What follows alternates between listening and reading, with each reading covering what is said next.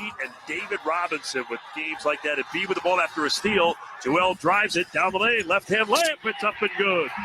70 points for Embiid. 133 to 118. Oh, 1 year ago, kids. Where were you? What were you doing? I don't know why this song with the Embiid highlight was just hype. That was fantastic. You know where I was? 70. You know where I was, actually? Where I was were you? actually supposed to go that night.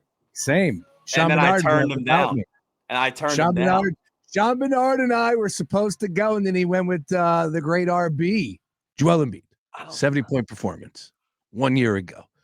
If I asked you the simple question, what the bleep happened, what's your answer, Luke Arcani? I'll start with you.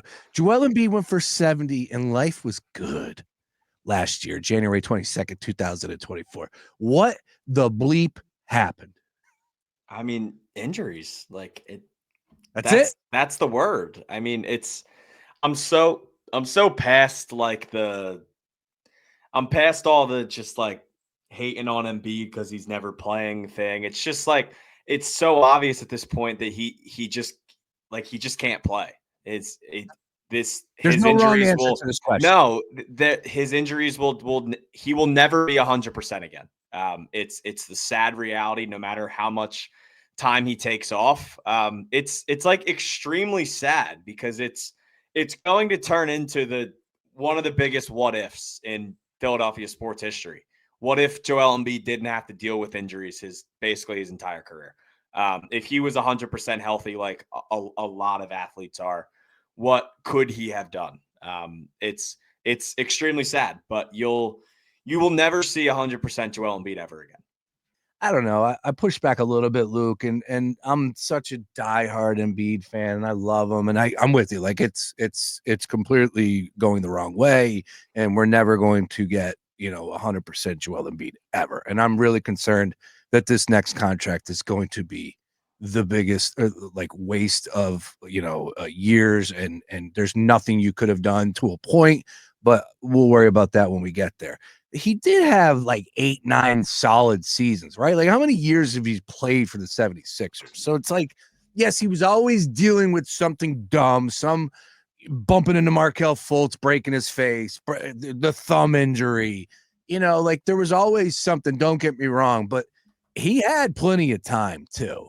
And I think that when I look back at Joel Embiid, and I mean this, and I probably would have never said this, but I definitely will start to look at things a little bit differently by going, he wasn't in the best shape. He was his own worst enemy at times, right? Like, yeah, he was unlucky. I'm with you. But if Joel Embiid had the full throttle drive of I am coming in day one and look out because nobody can stop me, I don't think he ever had that. I just don't. From day one. And we could sit here and say it's a different day and age. I would agree.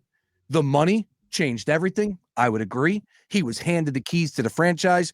Being hurt doesn't matter. It's just how it played out. Like these things all, like I think the 76ers were their own worst enemy. And when I look back at Joel Embiid's career, I will have that just slightly in the back of my mind going, he wasn't in the best shape. And he could have done more on that front. And if he did, then what are we talking about? Would the 76ers, instead of being a 3 seed, possibly been the overall number 1 seed, right? Which would have been a big difference. So on and so forth. There's just, like, I can't just sit here and say the woe is me. Joel Embiid did everything possible to get this team a championship. I can't say that right now. You know what's kind of sad is we're already in just this conversation in general, it's you going back and going on the what ifs of Embiid as if there isn't still time to remedy the what ifs. So am I wrong? No. That's just the point of where he's at in his career of we're now thinking about the what ifs. I'm not saying you're wrong. It's just wondering. Now we're at this point in Embiid's career. We're like, yeah, I can question everything. Yeah. And there's nothing to look forward to in the future now. This is I wouldn't go that far. I am like this is the body of work that we have to work with. Like when you're talking about Embiid's career, you're essentially talking about the past 9 years of his career, when you talk about the rest of his career, it's never going to be this part of it because it's going to be what it is. It's injuries. He's not going to play a lot. It's like Kawhi Leonard. Kawhi Leonard's going to, all of Kawhi Leonard and what we talk about of his case of being a great player and everything we talk about him is going to be before. Like, it's already happened. With Embiid, it's already happened. I don't think there's anything else. Like, it just feels like the body of work is now done and spoken for.